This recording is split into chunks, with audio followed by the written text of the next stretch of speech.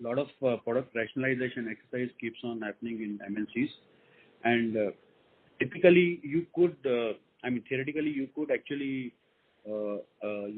sell out the brands where you have no interest and you are not doing anything. Maybe somebody else can do better. So that option is there. Especially what happens is, you are forced to buy the raw material from your parent company at their prices. Correct.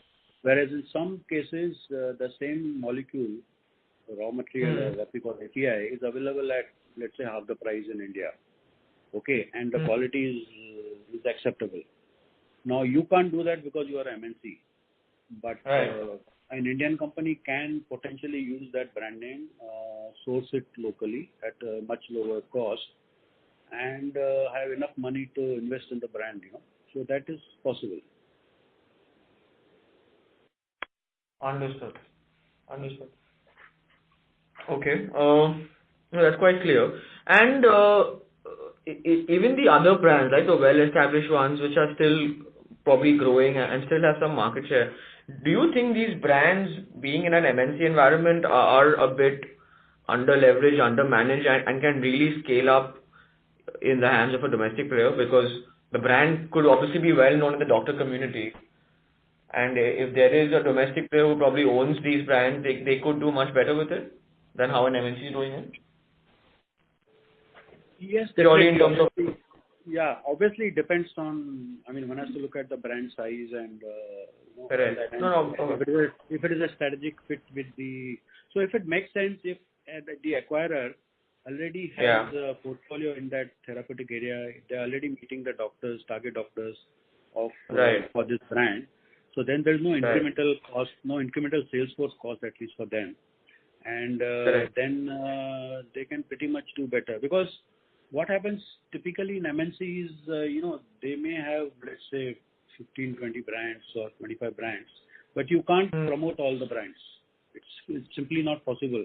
They don't have huge field forces and, many business units like Indian companies have, So what happens is typically you end up focusing on your, based on your internal criteria in terms of your strategic fit, your margins and potential for growth or whatever, blah, blah, blah. You typically choose maybe 5, 7, maximum 10 brands to focus on. So remaining brands by definition don't get a focus in terms of, marketing spend and time. And then the companies also typically don't expect much in terms of sales growth. So basically they just they have their brand equity. There are some doctors who write, so they keep on writing. Some reminders are given. So it may not go in line with market. Company doesn't mind because anyway they are not focusing. But if your question is, can somebody else do a better job? Definitely. Right.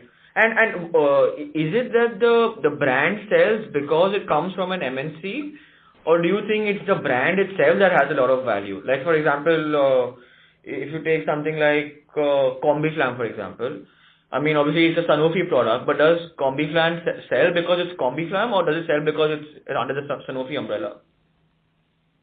No. So I will not take this example since it is not. I'm just any random example. Okay. No, I have understood your question.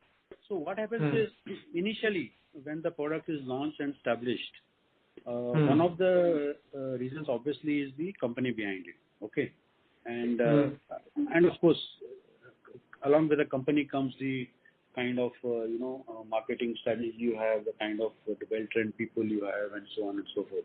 So I would say initially it is the company, but after a certain time it becomes a brand. So there will be many examples, not many, but there would be examples where doctors will know the brand. They may have forgotten which company it comes from if nobody has promoted, but they still keep on writing.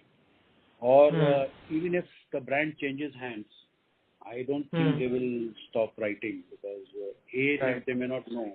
And typically these old brands, this rural areas where doctors keep on writing, it just continues. Or patients take on their own. See, many but do MNC brands have any brand strength in tier 2, 3 rural markets in India, or are they largely concentrated in metros, tier 1s, where their sales force typically would be concentrated?